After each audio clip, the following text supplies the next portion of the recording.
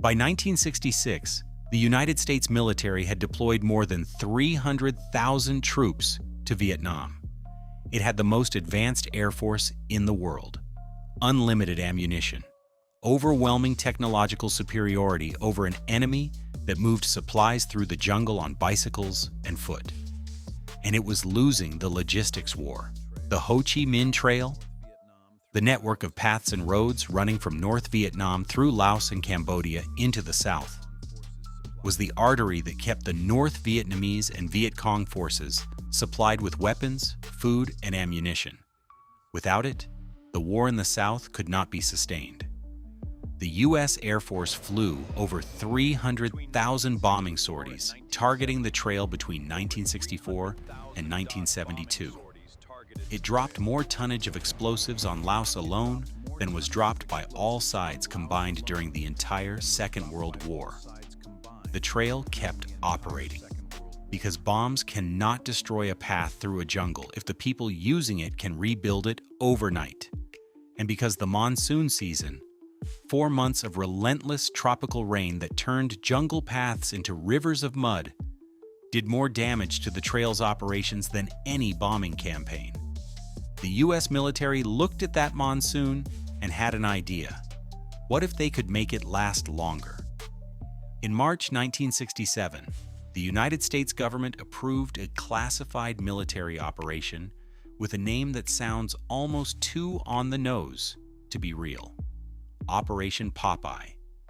The mission objective, as stated in the declassified documents, to increase rainfall along segments of the Ho Chi Minh Trail by seeding clouds with silver iodide, causing landslides, washing out river crossings, and making the trail impassable during periods beyond the normal monsoon season. The stated goal, in the words of the planners themselves, make mud, not war. Operation Popeye ran from 1967 to 1972. It flew over 2,600 cloud seeding missions.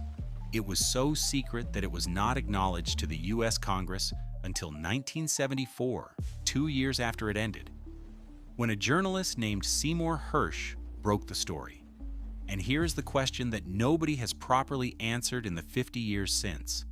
Did it work? The military said yes. The scientists said the data was inconclusive. The Vietnamese said the Americans were lying about the whole thing. And the truth, as revealed by documents that have been slowly and incompletely declassified over 5 decades, is far more interesting and far more consequential than any of those 3 positions. Because what the U.S. military learned from Operation Popeye is still shaping weather modification programs around the world today, and AI has now made those lessons operational in ways the 1967 planners could not have imagined. To understand what AI changed about weather warfare, and why Operation Popeye's lessons are suddenly relevant again, you need to understand why the operation produced such disputed results in the first place. Operation Popeye faced 3 technical problems that the technology of 1967 could not solve. Problem 1, targeting. Cloud seeding aircraft had to visually identify suitable cloud formations and fly directly into them to deploy silver iodide flares. In a combat zone, flying predictable low-altitude patterns over enemy territory was extremely dangerous. Missions were constrained by what pilots could safely reach, not by what atmospheric conditions were most favorable. Problem 2, attribution. When it rained after a seeding mission, there was no reliable way to determine whether the rain was caused by the seeding or by natural convective activity over the jungle, which was already frequent and intense. The after-action reports show that military planners often claimed seeding success during periods when meteorological records show natural rainfall would have occurred anyway. Problem 3, dosage. The amount of silver iodide needed to meaningfully enhance precipitation in tropical convective clouds, the tall, fast-developing storm systems that dominate Southeast Asian weather, was poorly understood in 1967. Many missions may have used too little material in the wrong part of the cloud to produce meaningful enhancement. Now apply modern AI to each of those three problems. Problem 1. Targeting. AI-powered atmospheric modeling can now identify optimal seeding candidates, cloud formations at the right temperature, altitude, and moisture content, days in advance, allowing mission planning that maximizes effectiveness while minimizing exposure. Drones can execute seeding runs autonomously without putting pilots at risk. Problem 2. Attribution. The same AI models that transform civilian cloud seeding can now run counterfactual atmospheric simulations, modeling what precipitation would have occurred without seeding and comparing it to what actually occurred. Attribution that was scientifically impossible in 1967 is now statistically achievable. Problem 3. Dosage. Machine learning systems trained on decades of cloud seeding field data can now calculate optimal seeding rates for specific cloud types in specific atmospheric conditions, a calculation that in 1967 was pure educated guesswork. What this means is that Operation Popeye's fundamental concept, using weather modification to degrade an adversary's operational environment, was not wrong. It was simply 50 years ahead of the technology needed to execute it reliably. And in classified defense research programs in the United States, China, Russia, and at least 3 other countries, programs that are not discussed publicly, the technology now exists. Let's trace what Operation Popeye actually set in motion, because its consequences extend far beyond Vietnam, far beyond the 1970s, and directly into the geopolitical situation of 2026. Effect 1. The NMOD Treaty and its deliberate loopholes. When the existence of Operation Popeye became public in 1974, the international reaction was significant enough to produce a treaty. The Environmental Modification Convention, NMOD, was negotiated at the United Nations and entered into force in 1978. It prohibited the military use of environmental modification techniques having widespread, long-lasting, or severe effects. Look carefully at those 3 words: widespread, long-lasting, severe. The treaty does not prohibit weather modification with localized effects.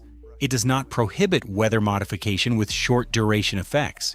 It does not prohibit weather modification with moderate effects. Operation Popeye, the very operation that caused the treaty to be written, would arguably not have met the treaty's own threshold for prohibition. The effects were regional, seasonal, and militarily significant but not catastrophic in the terms the treaty defines.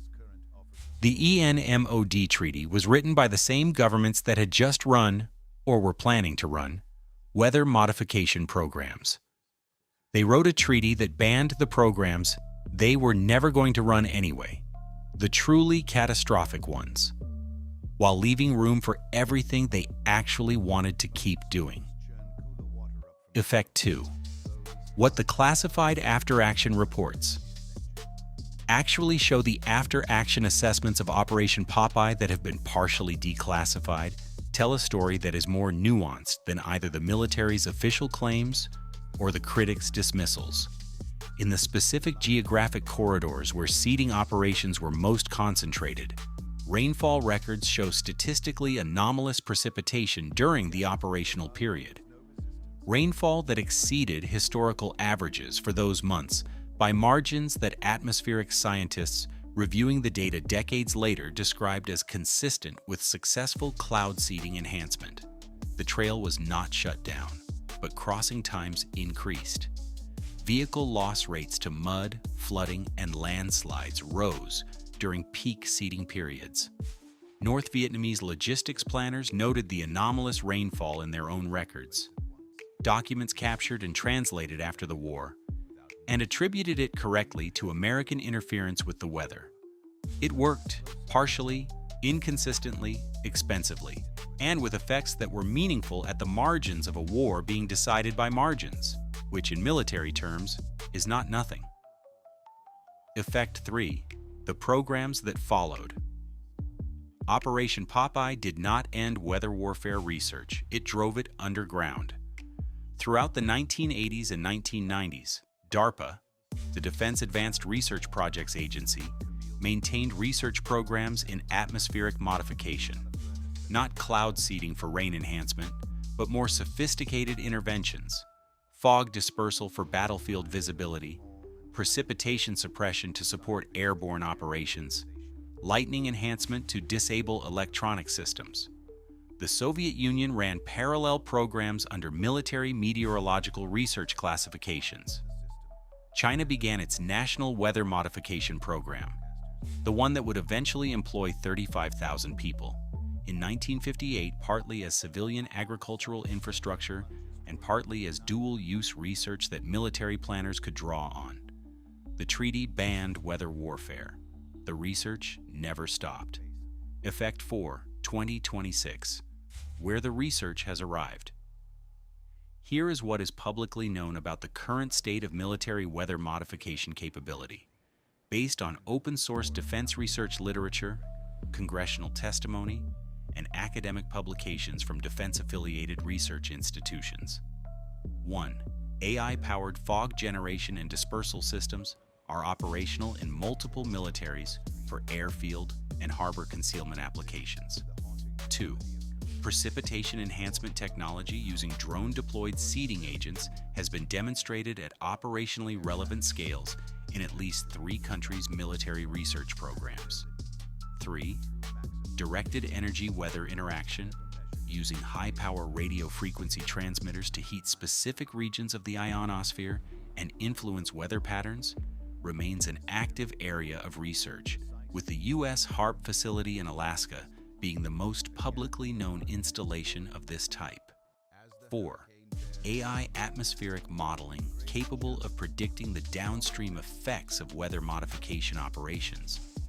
The attribution problem that plagued Operation Popeye has now been solved to a degree of precision that makes covert weather interference both more effective and harder to prove. The same technology that makes civilian cloud seeding more accurate makes military weather modification more deniable. That is not a coincidence. Here's the conclusion that stayed with me longest after finishing the research for this video. Operation Popeye is remembered, when it is remembered at all, as a cautionary tale about American military overreach. A secret program that didn't work well enough to matter, exposed by a journalist, banned by a treaty, and filed away as a Cold War curiosity. That framing is wrong in almost every detail. Operation Popeye worked well enough to concern the North Vietnamese. It worked well enough to produce a landmark international treaty. It worked well enough that every major military power continued researching its underlying technology for the next 50 years under different names and classifications. The real lesson of Operation Popeye is not that weather warfare failed. The real lesson is that it failed to reach its potential because the technology of 1967 could not solve the targeting, attribution, and dosage problems that limited its effectiveness. AI has now solved all 3 of those problems. Targeting, solved by real-time atmospheric AI modeling. Attribution, solved by counterfactual precipitation simulation. Dosage, solved by machine learning trained on decades of field data. The weapon that was developed in 1967, tested in Vietnam, banned by treaty in 1978, and researched in classified programs for 40 more years is now, for the first time in history, technically capable of doing what its original designers intended. And the most important question about that fact is not a military question. It is a legal question. The NMOD Treaty was written to prohibit effects that the technology of 1978 could not produce anyway. The loopholes were written by governments that knew exactly what they were doing. In 2026, those loopholes are no longer theoretical. A weather modification operation precise enough to degrade a specific enemy's logistics during a specific operational window without triggering NMOD's thresholds for widespread, long-lasting, or severe effects, is no longer science fiction. The sky looked like just weather in 1967, too. Next week, Russia claims it can clear the sky over Moscow in 3 hours on demand.